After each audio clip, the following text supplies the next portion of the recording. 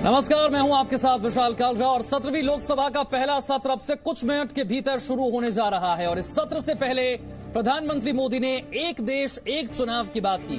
कल शाम बैठक के बाद संसदीय कार्य मंत्री प्रहलाद जोशी ने बताया कि एक राष्ट्र एक चुनाव के मसले पर चर्चा के लिए 19 जून को बैठक है और सभी राजनीतिक दलों को पत्र लिखकर इसमें आमंत्रित किया गया है। यानी कि प्रधानमंत्री मोदी इस अहम मुद्दे पर आम राय बनाना चाहते हैं। अब बड़ा सवाल यह है कि क्या इसे लेकर आम राय बन पाएगी। हालांकि इस बात के संकेत अभी से मिल रहे हैं कि विपक्ष इसके लिए शायद ही तैयार हो। तो फिर इसका मतलब क्या ये समझा जाए कि यह मसला वोट बैंक से जुड़ा है। चर्चा को आगे बढ़ाएं उससे पहले आपको सीधे लिए चलते हैं लोकसभा। इसलिए इस नई लोकसभा पर और हम सब पर सारे देश के कल्याण और विकास को सुनिश्चित करने की अहम जिम्मेवारी भी है। इस अवसर के महत्व को देखते हुए, जैसा कि इस अवसर पर परंपरा भी रही है, हम सब आज की कार्रवाई आरंभ करने से पहले थोड़ी देर के लिए मौन खड़े रहेंगे।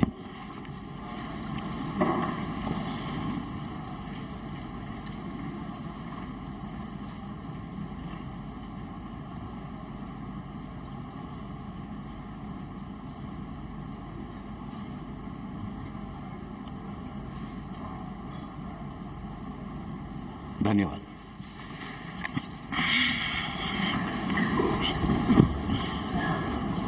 माननीय सदस्यगण, 17वीं लोकसभा के लिए चुने जाने पर आप सभी का स्वागत करने में मुझे अत्यधिक प्रसन्नता हो रही है।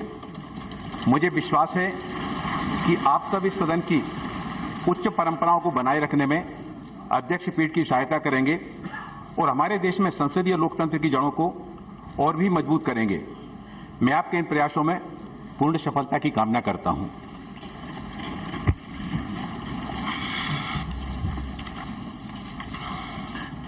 महासचिव महोदय। स्पीकर महोदय, मैं भारत के निर्वाचन आयोग द्वारा प्रस्तुत एक सूची हिंदी तथा अंग्रेजी संस्करण, जिसमें 2019 के आम निर्वाचन में 17वीं लोकसभा के लिए निर्वाचित सदस्यों के नाम दिए गए हैं, को सभा पटल पर रखती हूं। Item number 5। माननीय सदस्यगण, मुझे सभा को सूचित करना है कि महासचिव राष्ट्रपति ने निम्नलिखित सदस्यों को सभापति तालिका के सदस्य के रूप में नाम निर्देशित किया है। श्री कोडेकुनिल सुरेश जी, श्री ब्रजभूषण शरण सिंह जी, श्री भर्तहरि महताब जी।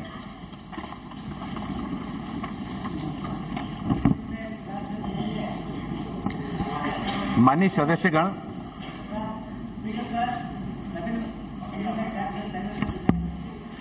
सदस्यगण, सेक्रेटरी जनरल द्वारा अब सदस्यों के शपथ लेने अथवा प्रतिज्ञान करने के उद्देश्य माननीय सदस्यों के नाम पुकारे जाएंगे। सबसे पहले सदन के नेता आदरणीय प्रधानमंत्री जी शपथ लेंगे, फिर सभापति तालिका के माननीय सदस्यगणों के नाम लिए जाएंगे। उसके बाद कैबिनेट रैंक के मंत्रीगण और राज्य मंत्रियों के नाम पुकारे जाएंगे। तत्पश्चात अन्य सदस्यों के नाम राज्यवार, संघ, राज्य, क्षेत्रवार पुकारे जाएंगे। पहली बार नाम पुकारे जाने पर जो सदस्य शपथ नहीं ले पाएंगे, उनके नाम अंत में दोबारा पुकारे जाएंगे। यदि किसी सदस्य के नाम का सही ढंग से उच्चारण नहीं हुआ हो तो वह कृपया करके क्षमा करेंगे। महासचिव महोदय। माननीय प्रधानमंत्री जी श्री नरेंद्र मोदी जी।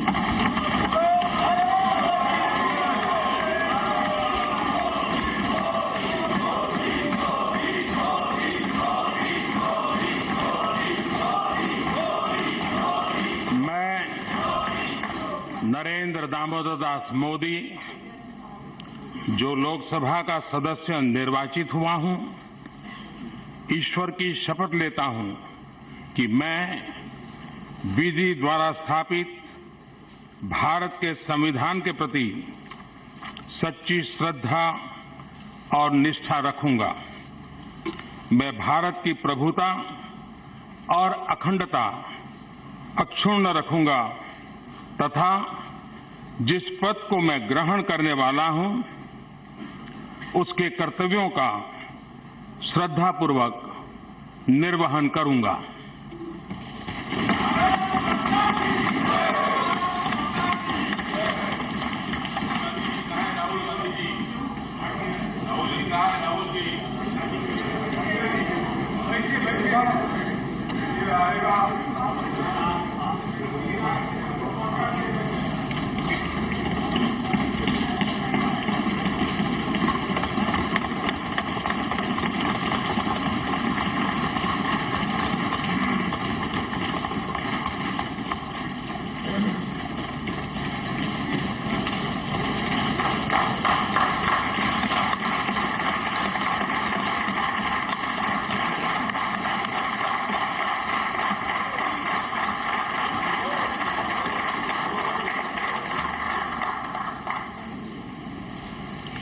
श्री कोडी कुन्नील सुरेश।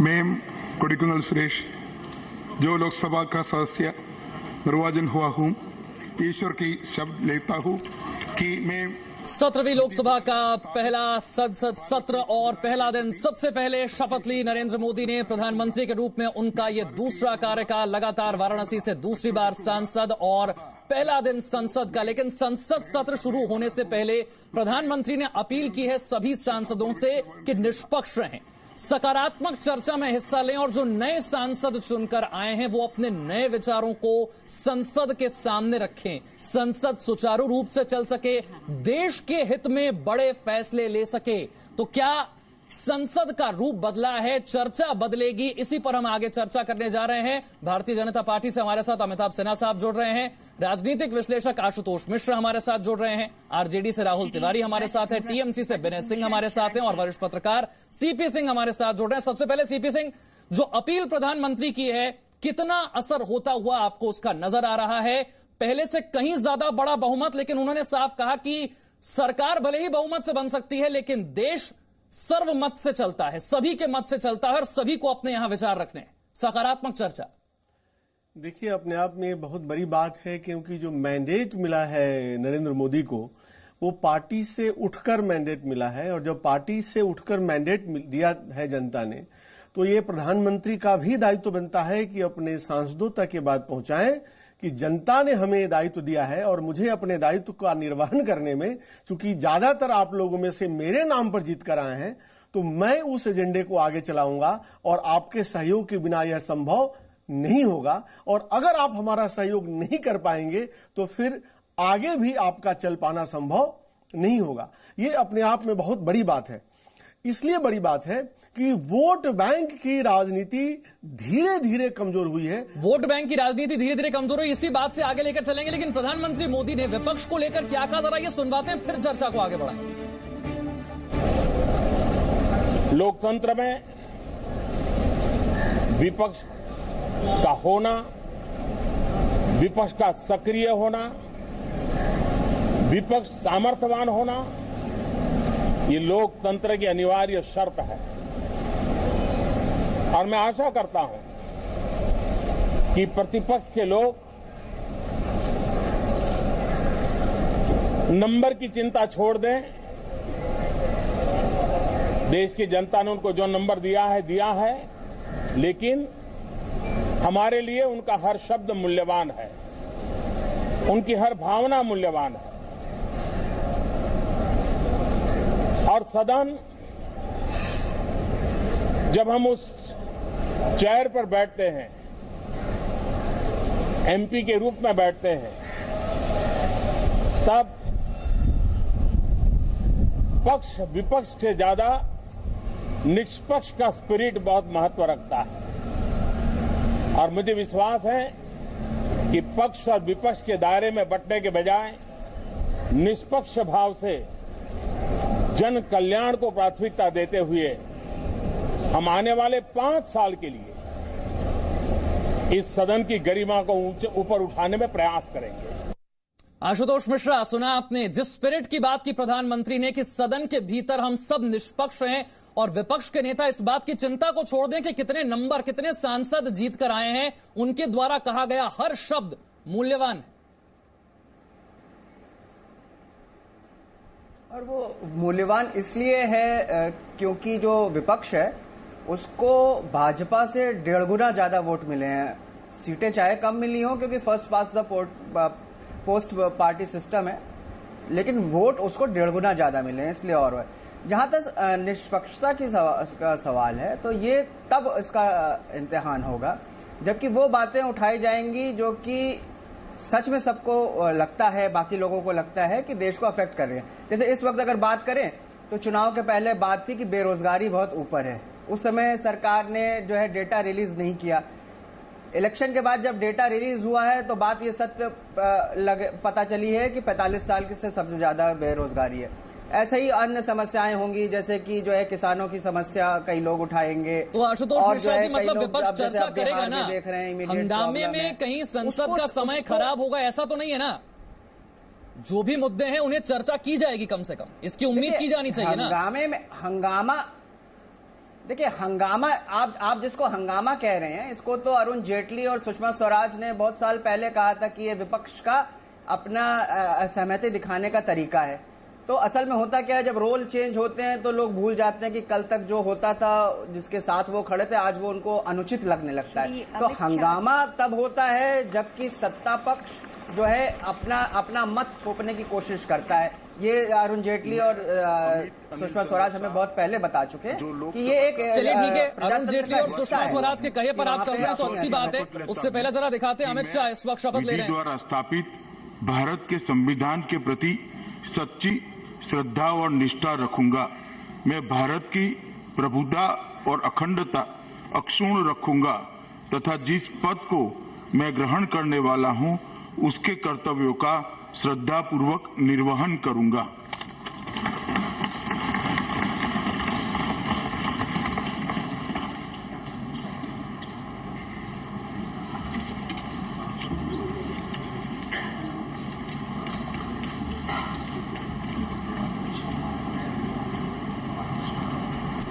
अमित शाह को आपने देखा शपथ लेते हुए। गुजरात के गांधीनगर से सांसद चुनकर आए हैं। देश के गृह मंत्री का पदभार उन्होंने संभाल लिया है।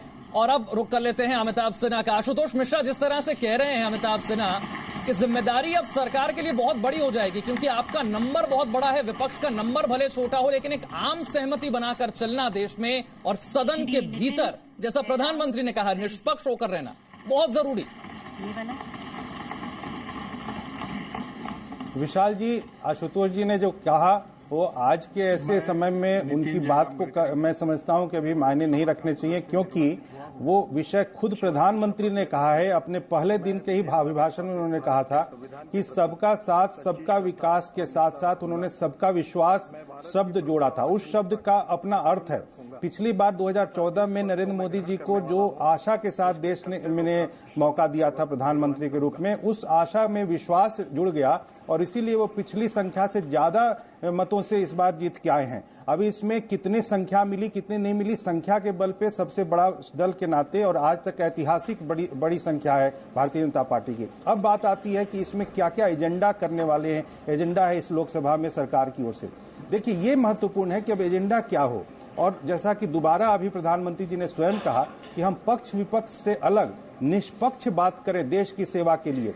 ये सिर्फ रेटरिक नहीं है, ये सिर्फ लफाजी नहीं है, क्योंकि प्रधानमंत्री जी ने जो कहा है वो किया है आज तक। और इसीलिए मैं ये कह रहा हूं कि इस बार के लोकसभा की जो एजेंडा में है, सबसे पहला एजेंडा है वो है चुनावों का सुधार, चुनाव सुधार। दूसरा सबसे बड़ा आर्थिक सुधार। तीसरा कृषि क्षेत्र का सुधार। चौथा शिक्षा के क्षेत्र में सुधार। मैं बोलता हूं कि ये ऐसे सुधार हैं जो कि देश में एक आमूल चूल परिवर्तन लाएगी। जो 70 साल की एक लचर व्यवस्था थी, मैं तो हमेशा कहता हूं कि 1945 से 50 के बीच में 6 राष्ट्रों ने एक साथ अपना रनअप शुरू किया, जिसमें इटली, जर्मनी, भारत, चीन, दक्षिण कोरिया और जापान। उसमें आज भारत कहां खड़ा है और बाकी के 5 राष्ट्र कहां खड़े हैं। इस तरह के ढीली ढाली अर्थव्यवस्था और ढीली धारी शासन व्यवस्था को बदलने के लिए कृत संकल्प है ये नरेंद्र मोदी सरकार। और उन्होंने ये तय कर दिया है कि अब भारत जो है वो एक अर्थव्यवस्था के नाते G5 और G9 के कैटेगरी में अमिताभ जी, मैं आपके पास लौटूंगा। इससे पहले कि हम ब्रेक पर जाएं, बहुत छोटा सा कमेंट सीपी सिंह सर आपसे है।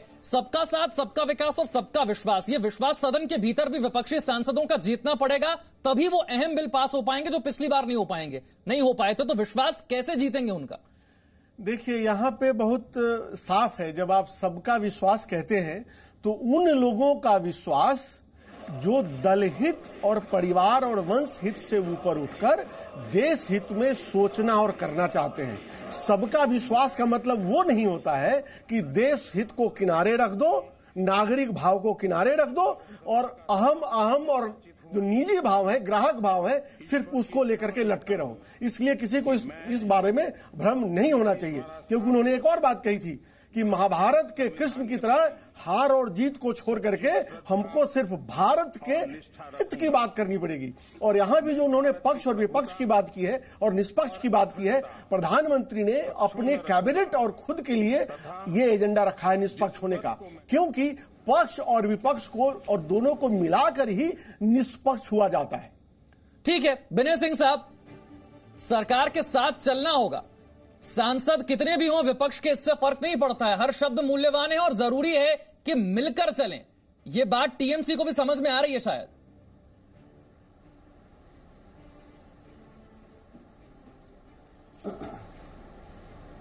सांसद जिस दल से भी हो निर्वाचित है, और सरकार जब निर्वाचित हो जाती है, चाहे जिस पार्टी की सरकार बने, वह देश की सरकार है और सबकी सरकार है। तो सरकार से बात तो सांसद हो या कोई दल हो तो जरूर ही करेगी समय समय पे, इसमें तो कोई दो राय नहीं है। और इस तरीके के ऊंचे भाव जो मोदी जी ने दिखाया है जरूर अच्छी बात है। इस तरीके की औपचारिकता और शिष्टाचार की बात अतीत में भी दूसरे प्रधानमंत्रियों ने भी दफे दफे पे कहा है। और रहा सवाल नंबर का, तो भाजपा की भी कभी 2 सीटें होती थी, आज 303 है। कांग्रेस को भी कभी 407 सीटें मिली हैं, आज 52 सीटें मिली हैं। तो नंबर आता है और जाते रहता है, कभी किसी का नंबर बढ़ता है, कभी किसी का नंबर घटता है। यही लोकतंत्र का। ठीक है सर, जब मैं लौटूंगा तो राहुल तिवारी के पास भी चलेंगे, विनय सिंह आपके पास भी आऊंगा। नंबर कितना भी हो, जो बात देश के हित में है उसके लिए सारे दल और सारे सांसद कैसे एक साथ आते हैं बिल पास करवाने के लिए, यह देखना बहुत अहम होगा संसद के सत्र में। एक छोटा सा ब्रेक ले रहे हैं। तस्वीरें आप लगातार देख रहे हैं किस तरह से लगातार शपथ विधि हो रही है। आज और कल सांसदों को शपथ दिलाई जाएगी। हर तस्वीर, हर खबर लगातार हम आप तक पहुंचाते रहेंगे। एक छोटे से ब्रेक के बाद चर्चा को आगे बढ़ाएंगे। 17वीं लोकसभा का पहला सत्र शुरू हो चुका है और सबसे पहले शपथ ली है प्रधानमंत्री मोदी ने, जिसकी तस्वीरें हम लगातार आपको दिखा रहे हैं। उसके बाद तमाम सांसद शपथ ले रहे हैं और चर्चा इस बात पर हो रही है, जो प्रधानमंत्री ने अपील की कि सदन के बाहर हम अलग अलग दलों से हो सकते हैं, लेकिन सदन के भीतर निष्पक्ष होना, देश हित के लिए सोचना जरूरी है। राहुल तिवारी, शायद आप इस बात से बेहतर रिलेट कर पाएंगे। विपक्षी सांसदों की संख्या कितनी है ज्यादा मायने नहीं रखता, प्रधानमंत्री ने कहा, लेकिन सदन के भीतर या सदन के बाहर देश हित, दलहित से बड़ा देश हित है या नहीं, यह ज्यादा मायने रखता है। नहीं, बिल्कुल सही है।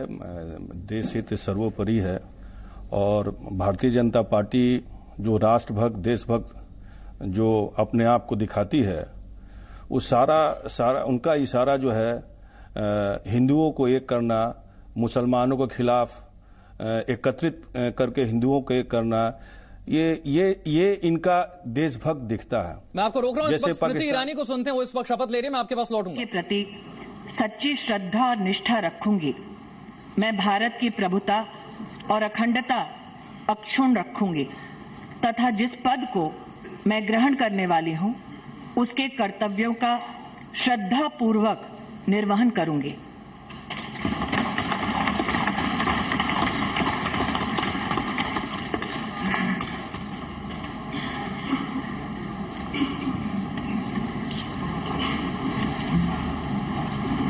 एक एक कर सांसदों का शपथ ग्रहण हो रहा है। अमेठी से राहुल गांधी को हराकर स्मृति ईरानी लोकसभा पहुंची है, उन्होंने शपथ ली। इसी तरह से तमाम सांसद शपथ लेंगे, उसकी तस्वीरें, सीधी तस्वीरें आप तक हम पहुंचाते रहेंगे। रुकना एक छोटे से ब्रेक के। 17वीं लोकसभा का पहला सत्र शुरू हो गया है। सबसे पहले प्रधानमंत्री नरेंद्र मोदी ने शपथ ली और उसके बाद तमाम सांसद एक एक करके शपथ ले रहे हैं। चर्चा को आगे बढ़ाते हैं क्योंकि 19 तारीख को प्रधानमंत्री ने सभी दलों के अध्यक्षों की एक बैठक बुलाई है और इस बैठक का एजेंडा है एक देश एक चुनाव, जिसे लेकर प्रधानमंत्री मोदी कई बार अलग अलग मंचों से अपील कर चुके हैं। केंद्र और राज्यों के बीच सहमति बनाने को लेकर बात कर चुके हैं। क्या यह संभव हो पाएगा इस बार? अमिताभ जी, सबसे पहले आपके पास आते हुए, कई बार इस बात का जिक्र बीजेपी के नेता और प्रधानमंत्री मोदी कर चुके हैं, लेकिन इसके लिए रोड मैप क्या है, इसके लिए क्या रणनीति आपने बनाई है, इसका ब्लूप्रिंट क्या है, वो कब लोगों के सामने आएगा? भारत के संविधान के प्रति सच्ची श्रद्धा। विशाल जी, सबसे पहली चीज तो है ये एक बहुत ही बड़ा और महत्वपूर्ण सुधार बदलाव है भारतीय चुनावी व्यवस्था का, क्योंकि चुनाव जो है वो भारतीय अर्थतंत्र पे एक बहुत बड़ा बोझ होता है, ये आसान नहीं होता है। और उसको देता कौन है? भारत की जनता, जो टैक्स के नाते एक जो कीमती पैसा है वो बर्बाद होता है साल भर चलने वाले चुनाव में, कभी इस राज्य का चुनाव, कभी उस राज्य का चुनाव।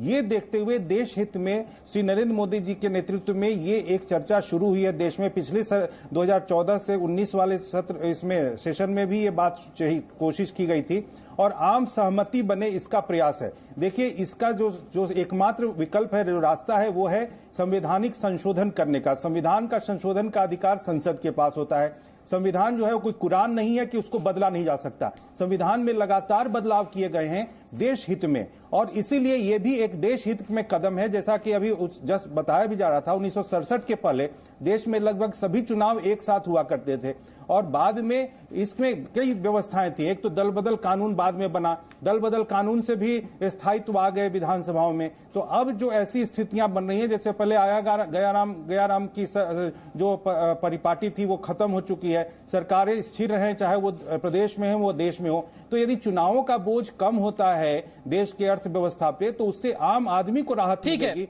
और एक स्थायी सरकार की व्यवस्था से देश के विकास में योगदान मिलेगा। ठीक है राहुल तिवारी जी, क्या आप इस बात से सहमत हैं? अगर कोई ऐसा फैसला जिससे देश के संसाधन बचते हैं, पैसा बचता है, विकास की रफ्तार बढ़ती है, तो उसके लिए दलों को साथ आना चाहिए। एक देश एक चुनाव पर क्या विचार है आपका? पहला तो मैं बता दूं कि एक देश, पहले समझना है एक देश है कि नहीं है। चुनाव का अगर पैसा खर्च अगर सरकार को बचानी है तो बहुत ऐसे जगह है जो फिजूल खर्ची सरकार कर रही है। यहां दो सरकार की सरकार भारत में चलती है, एक केंद्रीय सरकार, एक स्टेट लेवल में सरकार है और फेडरल सिस्टम से चलती है। ये एक राष्ट्र नहीं है कि एक चुनाव राष्ट्र के लिए होता है। तो मेरे समझ से यहां भी एक धोखे वाली बात है। राष्ट्रभक्ति को दिखाना है, जो संविधान कहता है राष्ट्र हमारा संघीय व्यवस्था है, तो ये व्यवस्था अलग अलग राज्यों में अलग अलग सरकार बनती है, अलग सरकार।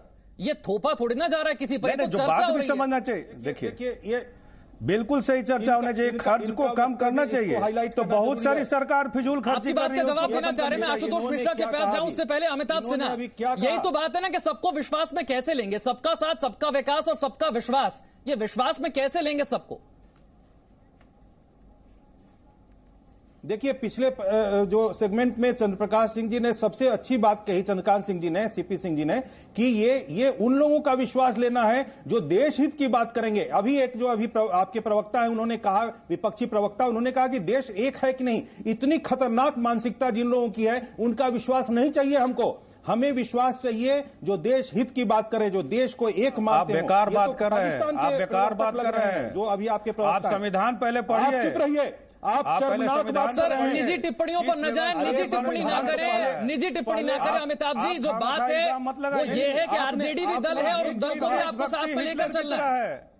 इनकी देशभक्ति, अरे आरजेडी का क्या, समुदाय के खिलाफ लोगों को भड़काते हैं, इनकी देशभक्ति यही है। अरे आप एक एक करके अमिताभ जी, एक एक करके राहुल तिवारी की बात सुन लेते हैं, फिर आशुतोष मिश्रा के पास चलते हैं। राहुल तिवारी, इन्होंने कहा कि एक कानून, विशाल जी, आरजेडी ने कहा कि देश एक नहीं है, देश एक नहीं है। अभी इन्होंने कहा, की बात हो रही है, वक्तव्य इन्होंने दिया है, फॉर्म के लिए चुनाव होता है, इसका ही हश्र है। पहले समझिए, देख लीजिए, केंद्र सरकार, राज्य सरकार है, विलुप्त हो जाएगी पार्टी। चलिए ठीक है, मैं आप दोनों को रोक रहा हूं। आशुतोष मिश्रा के पास आने से पहले सीपी सिंह कुछ कहना चाह रहे हैं। जी देखिए, एक पार्टी के प्रवक्ता ने कहा कि ये राष्ट्र नहीं है एक। उनको ये जान लेना चाहिए कि भारत का जो राष्ट्र है वो यूरोप और अमेरिका की नकल पे नहीं है, जहां एक मजहब है और एक रेस है। ऐसा कुछ भी नहीं है। यहां हमारी हजारों साल की परंपरा में हम नेशन स्टेट नहीं है जिसकी नकल लोग करते फिरते हैं। हम राज्य राष्ट्र हैं। हमारे लिए टेरिटरी और टेरिटरी के अंदर विभिन्न संस्कृतियां और स्टेट का काम है उनको कोऑर्डिनेट करना।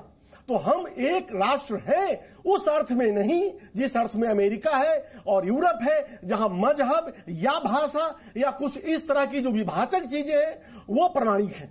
ये जान लेना चाहिए। ठीक है आशुतोष मिश्रा, बिना चर्चा के, बिना सकारात्मक बातचीत के सीधा किसी निर्णय पर आकर उसका विरोध कर देना, आपको लगता है ये वाजिब है? अगर एक विचार रखा गया एक देश एक चुनाव का, तो कम से कम उस पर चर्चा होनी चाहिए सकारात्मक।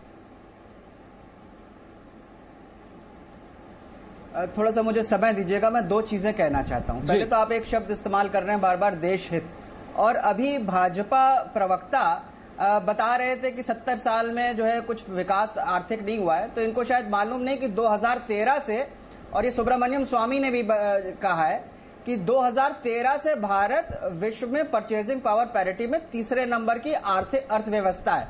तो ये बहुत पहले से अर्थव्यवस्था स्ट्रांग और वो रही है। दूसरी बात जो है, हम लोग बात करें तो मोदी सरकार के, पिछली मोदी सरकार 1 के आर्थिक सलाहकार अरविंद सुब्रमण्यम ने बताया है कि मोदी सरकार गलत आंकड़े पेश करके अपनी सर एक देश एक चुनाव पर आते ना बढ़ी है, जरा इस मुद्दे पर भी आ जाइए। इस सरकार के उसमें प्रश्न चिन्ह है। हाँ, उस पे आ रहा हूँ। ये आपसे मैं बड़ी देर से उंगली उठा रहा था, आप मुझे इस बात पे आपने बोलने नहीं दिया, इसलिए पहले इस पे बोला। अब आते हैं एक देश एक चुनाव पे। एक देश एक चुनाव, ये जो है मोदी जी का 2014 से 2019 में जो उनके साथ थोड़ा सा एक जिसको कहिए सेटबैक हुआ था कि वो जो है वहां तो 282 सीट लेके आए थे, लेकिन फिर कर्नाटक, छत्तीसगढ़, मध्य प्रदेश, राजस्थान हर जगह हारे, और जो है गुजरात में भी किसी तरह जान बची थी। ये उसको लेके एक देश एक चुनाव चाहते हैं। अगर आपको याद हो तो जब ये बाई इलेक्शंस हारते थी भाजपा, तो कहते थे कि साहब जो है प्राइम मिनिस्टर को चूज करते वक्त मुद्दे अलग होते हैं और जो लोकल इलेक्शंस होते हैं उनके मुद्दे अलग होते हैं। तो अब ये सडनली इनको क्यों सूझा, उसकी वजह बड़ी सिंपल है कि इस चुनाव में इन्होंने देखा कि जो यानी कि आशुतोष मिश्रा, अगर मैं सही समझ पा रहा हूं तो आपको ऐसा लग रहा है कि अगर पूरे देश में एक साथ चुनाव हो गए तो सारे राज्यों में बीजेपी जीत जाएगी, आपको ऐसा लग रहा है? जी नहीं। तो फिर ये डर किस बात का है? सर इस बार भी साथ में चुनाव हुए, ओडिशा में बीजेपी की सरकार नहीं बनी, तमिलनाडु में बीजेपी की सरकार नहीं बनी, केरला में बीजेपी की सरकार नहीं बनी, आंध्र तेलंगाना में उनके क्षेत्रीय दलों की सरकारें बनी हैं। एक साथ ही चुनाव हुए, लेकिन जनता ये समझती है कि हमें विधानसभा में किसे वोट देना है, लोकसभा में किसे वोट देना है। दक्षिण में पुलवामा और प्रज्ञा सिंह ठाकुर, दक्षिण में पुलवामा और गोडसे भक्त प्रज्ञा सिंह ठाकुर का असर नहीं हुआ, तो वहां पे इनकी सरकार नहीं। वहां सर आप जनता के विवेक पर सवाल उठा रहे हैं क्या? उत्तर में इसका असर, आप जनता के विवेक पर सवाल उठा रहे हैं क्या? जनता भोली है, जनता का विवेक नहीं, जनता भोली है। आपने उसको डरा दिया, उसके मन में एक भ्रम पैदा कर दिया कि देश को खतरा है। अगर आप मुद्दों पे लड़ते, आप झूठे आंकड़े पेश करते हैं। देखिए मैं इस पे सिर्फ एक छोटी सी टिप्पणी करना चाहता हूं ज्यादा बेरोजगारी कि ये जो हमारा विपक्ष है कहीं न कहीं ये पुरानी साम्यवादी सोच का शिकार है, जहां ये कहते हैं कि जनता को गोली मार दो, जनता प्रतिक्रियावादी हो गई है, यानी जनता को जनहित में गोली मार दो। इससे बड़ी कोई विडंबना नहीं हो सकती। ठीक है, विनय सिंह के पास में जाऊं, उससे पहले अमिताभ जी के पास चलते हैं। आशुतोष मिश्रा जी का तर्क यह है कि भाई एक साथ आप चुनाव इसलिए चाहते हैं क्योंकि फिर आप पूरे देश में जीत जाएंगे, फिर ये जो क्षेत्रीय दल है वो समाप्त हो जाएंगे। आपने विशाल जी बहुत सटीक और सही टिप्पणी की और अपने अभी का हाल का उदाहरण दिया। तो इन्होंने ये बताया, आशुतोष मिश्रा ये तो राजनीतिक विश्लेषक के नाते गलत हैं, ये कांग्रेस के प्रवक्ता हैं, इनको ये कहते हुए मैंने सुना कि जनता भोली है, यानी जनता मूर्ख है। इस तरह के जो भावना से लगातार जो नैरेटिव देश में जो बना है ना पिछले 70 सालों में, जो कांग्रेस ने अंग्रेजी सरकार की नैरेटिव में हमेशा रियल पॉलिटिकिंग को हमेशा टू रूल माना, टू शासन करने के लिए। इसीलिए मैं एक मिनट मैं एक चीज बता दूं, सुनिए आशुतोष मिश्रा, लेकिन अगर इनसे कोई असहमत हो तो ये उस पे जो है व्यक्तिगत टिप्पणी करने लगते हैं। अरे अगर मैं विश्लेषण कर रहा हूं, मेरा विश्लेषण आपको मैं मोदी नहीं कर रहा हूं, इसका मतलब नहीं है कि आपने आपका विश्लेषण जनता को टिप्पणी करी है। सुनिए नहीं अनुचित मेरा और आपका विश्लेषण अलग हो सकता है। आपके खिलाफ 1.5 गुना वोट पड़े, तो क्या वो जो 1.5 गुना वोट जो है भाजपा के खिलाफ पड़े हैं, वो सब तो कांग्रेस को मिला नहीं है। तो बोलिए आपको क्या व्यक्तिगत टिप्पणी नहीं। अमिताभ जी, आशुतोष जी आपके पास लौटूंगा। विनय सिंह, ठीक है आशुतोष जी एक सेकेंड, आशुतोष जी ऐसे सुनाई नहीं देगी आपकी बात। विनय सिंह, आपको भी ऐसा लगता है कि अगर एक साथ चुनाव हो गए तो पूरे देश में बीजेपी जीत जाएगी? नहीं, एक साथ चुनाव अगर हो देश में तो बीजेपी जीत जाएगी, ऐसी बात नहीं है। बीजेपी आज 303 सीट बीजेपी को मिली है, तो हमेशा बीजेपी को ही सीटें ज्यादा मिलेंगी ऐसा कोई सोच लेना और ऐसी कोई समझ लेना यह गलत है। सीटें आते रहेंगी और जाती रहेंगी। एक साथ चुनाव जो देश में कराने की जो बात उठी है, तो देश में चुनाव केवल लोकसभा और विधानसभा की चुनाव नहीं है। चुनाव तो पंचायत का है, पंचायत समिति का है, जिला परिषद का है, नगर पालिका का चुनाव है। तो क्या ये सारे चुनाव एक साथ में कराने की इरादा है लोकसभा और विधानसभा के साथ? मेरा पहला सवाल। और मेरा दूसरा तर्क यह है कि अगर आर्थिक खर्च की जो बात उठी है, जो देश का जो आर्थिक खर्च बोझ जो बढ़ जाता है विभिन्न समयों पे चुनाव कराने पे, तो इसको पहले यह क्यों नहीं लाया जा रहा है कि आर्थिक जो खर्च विभिन्न राजनीतिक दल और प्रत्याशी करते हैं, तो निर्वाचन कमीशन के द्वारा इस आर्थिक खर्च का एक लिमिट, एक सीलिंग बांध देना चाहिए, ताकि चुनाव में ज्यादा पैसे खर्च न हो, ज्यादा पैसे पानी की तरफ बहाए न जाए। चलिए ठीक है विनय सिंह साहब, मुझे खुशी है कि कम से कम आपने सीधा विरोध करने के बजाय दो इंपॉर्टेंट मुद्दे तो उठाए। एक मिनट, आपको ये लग रहा है कि लोकसभा विधानसभा के साथ जो बाकी चुनाव है वो भी क्या एक साथ हो सकते हैं, और राजनीतिक दलों का जो खर्चा है उसको भी तो ध्यान में रखना चाहिए। सिर्फ चुनाव का ओवरऑल खर्च है उसके अंदर उसको भी देखना चाहिए, वो कैसे कम हो सकता है। एक छोटे से ब्रेक के लिए रुक रहे हैं, ब्रेक के बाद जब लौटेंगे तो आपने जो ये अहम मुद्दे उठाए हैं उनका जवाब अमिताभ जी से लेंगे। फौरन हाजिर हूं।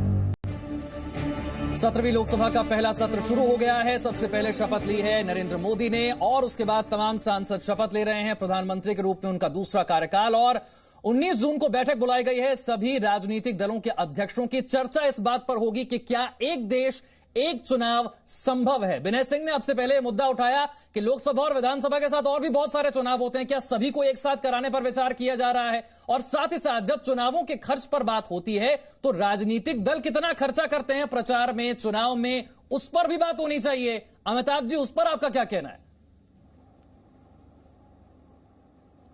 बहुत सही ये प्रश्न है, और इस प्रश्न का सिर्फ दो ही लाइन में जवाब हो सकता है। एक तो सबसे पहले ये सुधार हो रहा है, ये क्रांति नहीं हो रही है। सुधार की जब व्यवस्था शुरू होगी तो एक राष्ट्र एक चुनाव का मतलब जब वो संसद और विधानसभा के बाद अगली कड़ी में स्थानीय निकायों के चुनाव और सभी चुनावों को भी लेके समाहित करने की प्रक्रिया है। ये एक चर्चा है, ये अभी कोई निर्णय नहीं हुआ है। इसलिए सकारात्मक रूप से जब क्षेत्रीय दल और विपक्षी दल सोचना शुरू करेंगे तो सुधार जो है वो अपने अंतिम परिणति तक पहुंचेगा। लेकिन यदि पहले ही टांग खींचना शुरू करेंगे तो ये सुधार जो है वो देश हित में नहीं लिया जा सकता। अब दूसरी बात जो इन्होंने उठाई वो बहुत अच्छी बात है, लेकिन मैं इतना कहना चाहता हूं कि धनशक्ति और राजनीति में अपराधियों की जो उपयोगिता है, जो राजनीतिकरण है जो अपराधियों का, उस पे सभी दलों को सोचना पड़ेगा। राजद को खास करके सोचना पड़ेगा। राजद जो है वो, और धनशक्ति पे जहां तक बात है, चुनाव सुधार में जब एक साथ सभी चुनाव होंगे और जब लगातार ये बातें चलेंगी और उसमें जब विधेयक पास होगा तो उसमें कई बार एक और चर्चा शुरू हुई थी कि देश जो है वो सरकार की ओर से इस पे चुनावी खर्चों के ऊपर में भागीदारी हो, दलों की स्थिति के ऊपर में कि उस पे कितना उनको अलॉट होना चाहिए। ये सारी चीजें जो एक प्रोसेस है, इसमें सभी दलों को भी अपने स्वस्थ रूप से, स्वस्थ मानसिकता से यदि इसमें भागीदारी करें तो मुझे लगता है कि राहुल तिवारी, शायद संदेश आपके लिए है कि बिना सकारात्मक चर्चा के सीधे विरोध कर देना कहां तक जायज है। भाई चर्चा में आइए तो सही, बात को शुरू तो कीजिए, अपनी बात को रखिए तो सही, फिर पता चलेगा कि आप जो मुद्दे उठा रहे हैं उस पर बात हो रही है नहीं हो रही। इनके मन में क्या देखिए, इनके मन में क्या चल रही है हमको पता है। ये उस विचार के हैं जो जर्मन में हिटलर के विचार था। अच्छा, नाजी पार्टी का विचार पता चल रहा है समुदाय के खिलाफ के राष्ट्र को एक कीजिए। नहीं, पहली बात अपराधी के बाद अमिताभ जी एक-एक करके, अमिताभ जी एक-एक करके राहुल तिवारी को जरा मौका दीजिए, फिर आऊंगा आपके पास। राहुल तिवारी, नहीं, इन्होंने व्यक्तिगत आक्षेप किया। देखिए, इन्होंने व्यक्तिगत आक्षेप किया है। नहीं, व्यक्तिगत आक्षेप किया है। देखिए, लालू यादव आपने राजद को अपराधी में राजद को बोल दिया। क्या आपके पार्टी में अपराधी नहीं है? क्या आपके राष्ट्रीय अध्यक्ष पैसा लेते हुए बंगारू नहीं पकड़ा थे? क्या ये गलत बात कर रहे हैं? सकारात्मक सोच होनी चाहिए कि चुनाव में जो पैसे खर्च हो रहे हैं, आप मेरा ये मानना है कि सभी पार्टियों से, विशाल जी ने कहा कि चर्चा में आइए, चर्चा में आइए, सकारात्मक पहली बात सुन लिया चर्चा में आइए। चर्चा का सकारात्मक चर्चा की बात मैं कर रहा हूं, मेरी बात सुन। चलिए ठीक है, चर्चा के लिए वक्त हमारे पास इतना ही था।